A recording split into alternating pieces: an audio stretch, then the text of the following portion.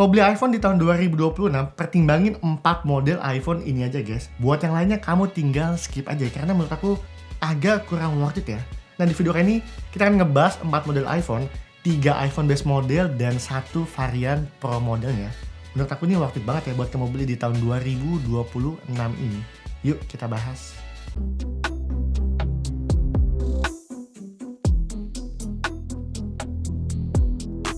Yang pertama, iPhone yang paling minim budgetnya, yang menurut aku ini masih sangat worth it banget, itu adalah iPhone 13 ya guys. Yes, benar, ini adalah iPhone yang dirilis dari tahun 2021 kemarin. Dan sampai sekarang aku cukup yakin masih banyak pasti yang pakai iPhone 13 ini ya guys.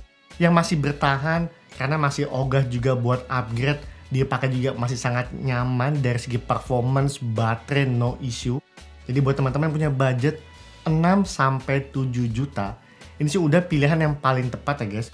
Mungkin buat teman-teman yang baru mau pindah ke iPhone, yang mungkin tadinya beli Android, mau cobain iPhone, dengan budget-budget minim, iPhone 13 ini udah yang paling worth it ya.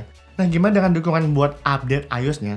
Biasanya tuh Apple ngasih usia tuh 5 tahun ya buat update sistemnya. Jadi bisa dibilang 2026 ini tuh bisa menjadi iOS yang terakhir untuk iPhone 13 ya guys. Cuman aku rasa, ini menurut opini pribadi, sepertinya ngomongin buat iPhone 13 itu nggak stop di tahun 2026 buat update iOS-nya.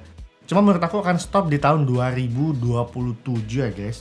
Dan nanti gimana setelah udah nggak terima updatean iOS lagi? Apakah jadi nggak worth it? Ini yang nggak sama sekali ya.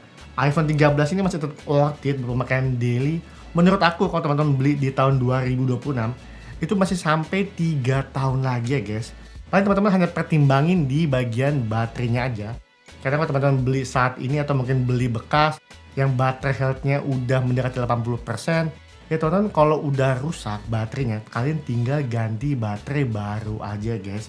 Nah dari segi performance sendiri, aku berani jamin, di dukungan iOS saat ini, iOS 26, ngomongin buat performance iPhone 13 masih sangat running well banget buat kebutuhan daily ya guys. Buat teman-teman productivity, komunikasi segala macam, sosial media, iPhone 13 ini sama sekali nggak mengecewakan guys. Nah gimana dengan hasil kameranya? Nah buat hasil kamera depan, kamera belakang, walaupun device ini tuh udah usianya 5 tahun ya, rilis dari tahun 2021 dan saat ini tahun 2026, cuman buat hasil kameranya itu bisa bersaing di tahun 2026 ini guys. Hasil juga masih sangat bagus banget, ya masih sangat oke aja ya. Buat teman-teman posting di Instagram, buat story segala macam, hasil fotonya bisa dibilang ini udah sangat cukup ya guys. Jadi buat teman-teman yang punya budget 6-7 juta, rekomendasi pertama ada di iPhone 13 ya. Yang kedua, nah ini lebih cocok buat pemakaian yang agak jangka panjang ya guys. Itu adalah iPhone 15 ya. Ini merupakan iPhone yang menurut aku paling value for money ya guys. Kalau emang teman-teman punya budgetnya cuman 10 juta aja, mau pakai device dengan performance yang bagus, dukungan update iOS juga yang masih sangat panjang, karena iPhone 15 ini dirilis di tahun 2023, jadi seenggaknya ini buat 5 tahun ke depan sampai tahun 2028, itu masih tetap disupport buat update sistemnya guys. Jadi ngomong dari segi pemakaian jangka panjang, dengan budget 9-10 juta, iPhone 15 itu udah paling rekomen ya guys. Nah aku liatin juga dari tampilan desain yang memang bisa dibilang ini tuh yang nggak jauh beda ya guys. Dari iPhone 13, iPhone 14, iPhone 15, semua desain belakangnya hampir sama aja.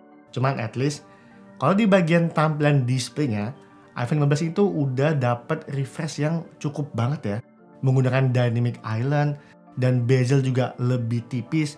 Jadi walaupun tampilan belakangnya agak-agak mirip seperti iPhone 13 dan 14, cuman buat teman-teman yang pakai device iPhone 15, teman-teman tuh akan sedikit terhibur dengan tampilan displaynya karena udah menggunakan Dynamic Island yang lebih fresh kayak iPhone-iPhone yang baru saat ini ya. Nah kenapa aku lebih rekomendasiin budget 9-10 juta kamu beli iPhone 15, kenapa nggak ambil iPhone 14, 14 Pro, karena harga iPhone 14 Pro juga udah di range 9-10 juta, udah bawa 3, udah 120 Hz. Nah di sini aku yang udah tes pakai juga iPhone 14 Pro. Di sini aku ada pakai device kedua. Sebenarnya kalau ngomongin buat pemakaian daily aja ini ya masih aman banget ya guys, masih normal aja, masih kencang. Cuma balik lagi ya ngomongin buat update iOS beberapa tahun ke depan yang namanya setiap kali habis update iOS pasti performance device tuh buat device-device lama itu agak turun ya dari segi performance-nya. Dan ini keunggulan di iPhone 15, karena ngomongin buat masa pakainya ini bisa lebih panjang lagi. Jadi kalau kita ngomongin buat update iOS, ini kita bisa sikat terus ya guys, bisa kita tetap ikutin update-nya, dapetin fitur-fitur baru. Sedangkan buat di iPhone 14 Pro aku agak sanksi ya. Karena iPhone 13 Pro aja di iOS 26 jujur itu udah mulai agak berat dan mulai cepet panas ya guys. Nah ini tinggal kita tunggu aja ya di iPhone 14 Pro ini. Itu kenapa aku bilang kalau teman-teman cari buat pemakaian daily, buat pakai jangka panjang, iPhone 15 base model ini udah pilihan yang paling tepat ya guys. Dari segi performance juga masih sangat bagus, buat pakai jangka panjang, buat kerja berat, buat kalian main editing video, CapCut dan segala macamnya, buat edit foto juga pakai di Lightroom, semua masih berjalan dengan normal ya, dengan cepat juga. Apalagi teman-teman yang pekerjaan juga saat-saat ini lagi aktif mungkin buat kebutuhan live TikTok, live Instagram, butuh baterai yang awet juga. Nah di iPhone 15 ini tuh udah the best banget ya guys dengan budget 9-10 juta. Lalu bagaimana dengan hasil kameranya? Kalau ngomongin buat kamera dari iPhone 13 ke iPhone 15, ini memang tuh udah jauh banget ya peningkatannya. Dari mulai stabilitas video yang lebih stabil di iPhone 15, buat foto di malam hari juga iPhone 15 lebih unggul, minim noise, lebih jernih juga. Jadi buat teman-teman yang butuh kamera dengan budget-budget yang cukup minim, 9-10 juta buat aktif kebutuhan live foto video, 15 ini tuh udah menjadi pilihan yang tepat ya guys. Belum lagi dengan dukungan USB-C portnya, mengingat sekarang buat semua aksesoris itu tuh udah banyak menggunakan USB Type-C ya. Dan buat yang versi Lightning itu agak terbatas. Jadi kalau memang teman-teman udah pakai device yang udah support Type-C juga, teman-teman tuh nggak perlu bawa banyak kabel ya. Harga bekasnya udah range 8-9 juta. Dan buat yang garansi on masih range 9-10. Dan buat harga barunya, teman-teman tuh udah dapet di range di bawah 11 juta ya guys buat di marketplace. Jadi kalau teman-teman takut mau beli iPhone bekas, bingung gimana cara ceknya, mending kamu beli baru aja ya guys. Lebih fresh dan lebih aman. Rekomendasi yang terakhir yang buat iPhone base model dan menurut aku ini adalah iPhone yang paling worth it ya guys dibanding kamu beli iPhone 17 Pro seriesnya. 17 Pro, 17 Pro Max menurut aku untuk pemakaian daily, kalau kalian nggak pakai semua fitur-fiturnya yang buat kebutuhan profesional, itu nggak worth it ya, cuma menang gengsi doang ya guys. Nah itu adalah iPhone 17 ya. Kalau memang teman-teman punya budget cukup tinggi, 15-16 jutaan, mau beli iPhone base model like a Pro fitur-fiturnya, udah 120 Hz promotion juga, dan fitur-fitur kamera juga bisa dibilang ini udah sangat lengkap banget buat kalian tempur jangka panjang. Karena dari semua fitur-fiturnya, ngomongin buat peningkatan juga di bagian kamera depan yang udah 18 megapiksel, ada fitur center stage, jadi buat kebutuhan nge-vlog, teman-teman yang aktif menggunakan kamera depan buat kebutuhan live, itu akan lebih bagus lagi ya guys, dan lebih enak aja ya. Karena teman-teman nggak perlu rotate-rotate iPhone-nya, cukup megang gini aja, kamu juga udah bisa langsung nge-vlog pakai kamera depannya. Jadi buat kebutuhan foto video untuk kamera iPhone 17 menurut aku tuh udah jauh dari cukup ya guys. Dan aku sangat yakin di tahun 2026 ini iPhone 17 tuh makin bakalan laris ya. Seiring harga juga yang nantinya akan mulai turun karena buat saat ini ngomongin buat harga bekasnya udah di range 15-16 juta. Dan buat brand new inboxnya tuh kalau nggak salah masih di angka 17 jutaan ya guys. Jadi ya balik lagi ya. Kalau ngomongin buat iPhone base model yang paling worth it buat memakai jangka panjang, punya budget 15-16 juta, bukan beli yang Pro, bukan beli 15 Pro, 15 Pro Max, lupakan, kamu beli iPhone 17 aja guys, nggak bakalan nyesel ya.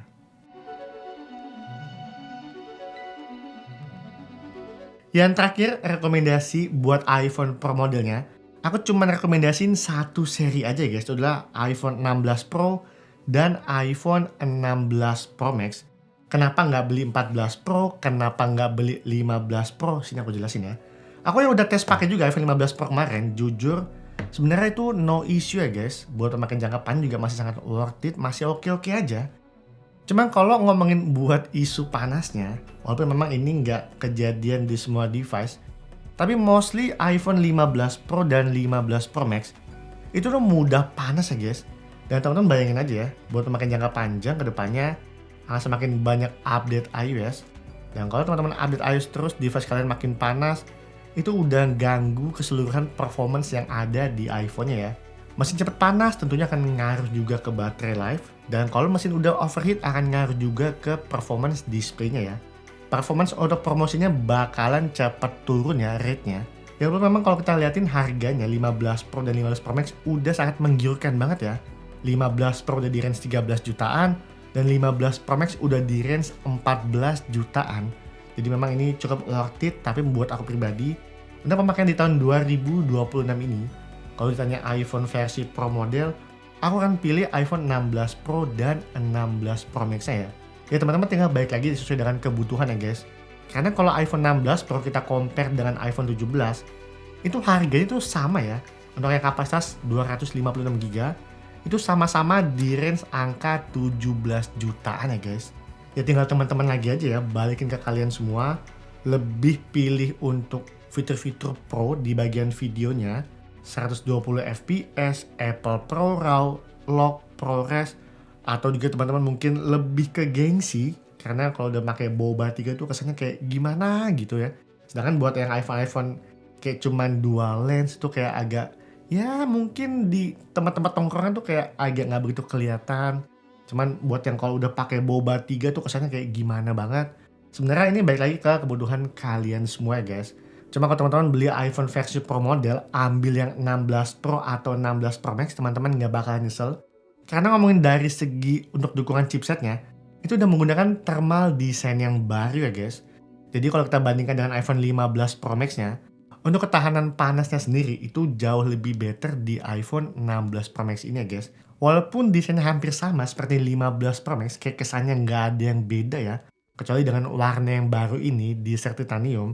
Cuman dari segi jeroan dalamnya, itu udah beda jauh ya guys. Karena baik lagi, kalau iPhone yang kalian pakai mudah panas, itu pasti usianya ya nggak bakalan panjang ya.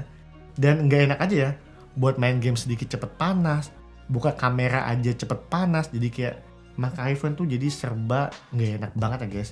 Nah kalau jeroan mesinnya udah lebih adem dengan dukungan chipset yang baru, itu buat memakai jangka panjang juga lebih worth it ya guys. Itu kenapa kalau teman-teman cari iPhone versi Pro model, teman-teman jangan nanggung-nanggung ya, jangan jadi kaum mendang-mending maksain beli 14 Pro, 15 Pro, walaupun memang keduanya juga masih sangat worth it banget, masih bagus. Cuma kalau buat pakai jangka panjang, menurut aku kamu beli di tahun 2026 itu agak kurang maksimal ya buat pemakaiannya. Itu aja dari aku. Nah kalau menurut teman-teman gimana nih? iPhone apa yang paling worth it buat dibeli di tahun 2026 ini? Silahkan ya, tinggal tulis aja di kolom komentar. Sekian video kali ini, sampai ketemu di video selanjutnya. Bye-bye!